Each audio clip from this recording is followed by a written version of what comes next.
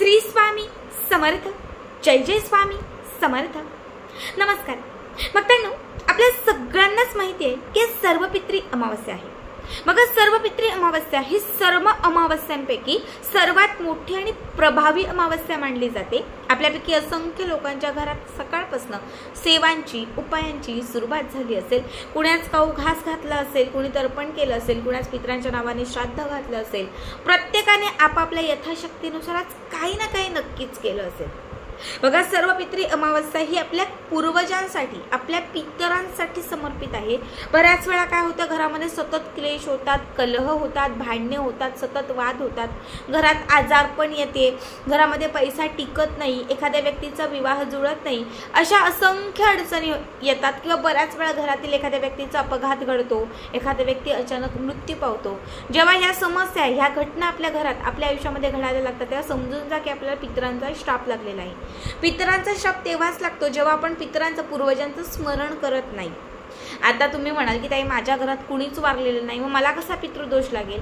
तर मागील 3 पिढ्यांमध्ये, मागची पिढी, त्याच्या आधी आणि त्याच्या अगोदरची, या मागच्या 3 पिढ्यांमध्ये आपल्या घरातलं कुणी ना कुणी वारलेलं असतं, कुणी ना कुणी गेलेलं असतं। त्या एक तरी व्यक्तीचा आपल्या घराला श्राप लागलेला असतो। त्या एक तरी व्यक्तीचा आत्मा हा आपल्या घराच्या अवतीभोवती भिरकत असतो। जेव्हा आपण त्यांचे स्मरण करतो, सर्वपित्री अमावस्येला आपण जेव्हा त्यांच्यासाठी एखादा काऊ घास घालतो, तेव्हा ते पित्र खुश होतात, आपल्याला आशीर्वाद देतात आणि आपल्या सर्व समस्या दूर करून ते निघून जातात। बघा, आज जरी तुम्ही खूप काही केलं असेल किंवा तुम्हाला काहीच जमलं नसेल, तरी या व्हिडिओमध्ये मी तुम्हाला असा एक प्रभावी उपाय सांगणार आहे, जो आज संध्याकाळी जर तुम्ही केला, संध्याकाळी 6च्या पुढे 12च्या कुठल्याही वेळात घरात तुम्हाला काही फक्त वस्तू जाळायच्या आहेत आणि या वस्तूंचा धूर करायचा आहे।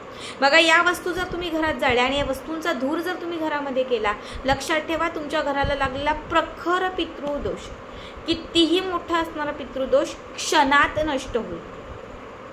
घरामध्ये सतत येणाऱ्या अडचणी दूर होतील, संकटे निघून जातील, पितरांच्या शापातून, पितरांच्या ऋणांतून तुमची मुक्तता होईल, ज्यामुळे तुमच्या घरावर आलेलं आर्थिक संकट निघून जाईल आणि घरामध्ये असणारं दारिद्र्य जे आहे ते सुद्धा दूर होईल। घरात पैसा येत राहील। पितरांच्या कृपेने तुमच्या घरातील क्लेश, कलह, अपघात, संकट जे काही आहे ते सगळं काही संपून जाईल। आता बघा, संध्याकाळी 6 ते 12 या दरम्यान हा पहिला उपाय तुम्हाला सांगते। काय करायचं, एक शेणाची गौरी घ्यायची, गाईचं शेण किंवा तुमच्याकडे कुठल्याही शेणाची गोरी असेल तर ती शेणाची गोरी घ्या। एक प्लेट घ्या, एक असं एक छोटं प्लेट घ्या, त्या प्लेटमध्ये गाईच्या शेणाची गोरी ठेवा।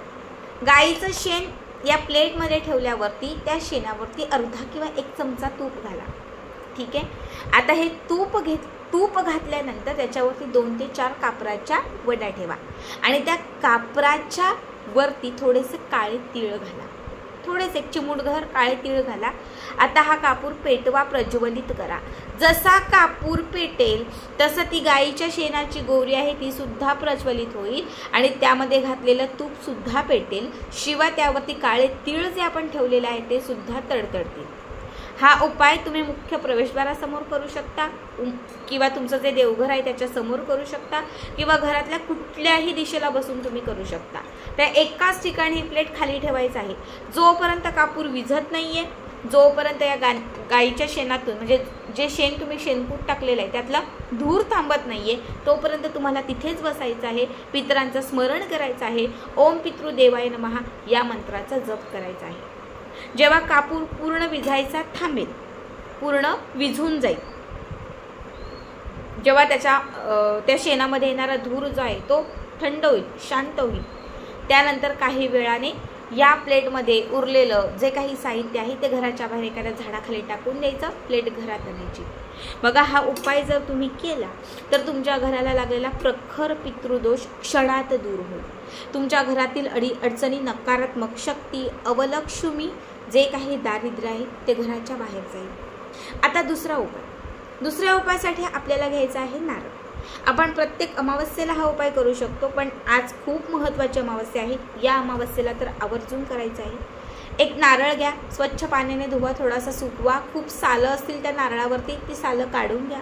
जो नारळ घेतलेला आहे तो प्लेटमध्ये ठेवा। समजा ही प्लेट घेतली, प्लेटमध्ये हा नारळ ठेवला, शेंडीचा भाग असं आपल्या समोर ठेवा. ठीक आहे. आता या नारळाच्या वरती एक लिंबू कापा. म्हणजे एक लिंबाचा अर्धा भाग. लिंबू कट केल्यानंतर त्याचे 2 भाग होतात, त्यातला फक्त एक भाग लिंबू कट केल्यानंतर त्याचा एक भाग या नारळावर ठेवा आणि त्या लिंबाच्या वरती 4 कापराच्या वड्या लावा. 4ही कापराच्या वड्या पेटवा, प्रज्वलित करा. जसं कापूर पेटेल तसा त्याचा शेक त्या लिंबाला लागेल. संपूर्ण घरातल्या 4ही कोपऱ्यांना, बेडरूममध्ये, किचनमध्ये, हॉलमध्ये सगळ्याकडे हा पटकन धूर जो आहे तो फिरून घ्या. कापूर विझत आला तर अजून 2-3 कापराच्या वड्या घाला. जसं लिंबू या कापरासोबत पेटेल तसं घरामध्ये असणारे क्लेश कलह संपून जातील.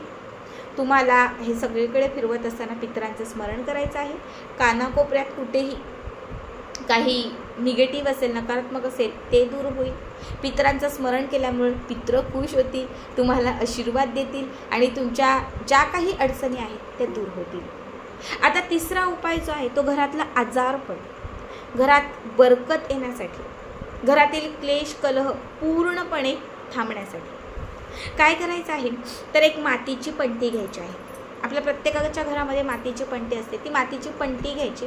मातीच्या पणतीत थोडेसे काळे तीळ घालायचे, त्याच्यामध्ये थोडे तांदूळ घालायचे, 2 ते 4 कापराच्या वड्या ठेवायच्या आणि याच्यावरती गाईचं तूप घालायचं.